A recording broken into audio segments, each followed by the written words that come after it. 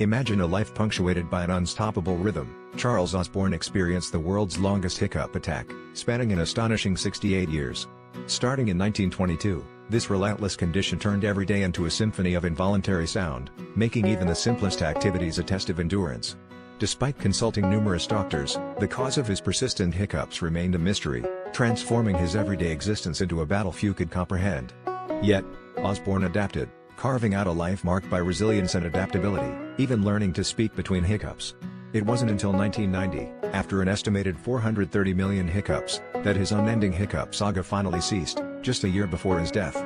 His story is a testament to human perseverance, showing how one man turned a seemingly insurmountable obstacle into a unique aspect of his identity.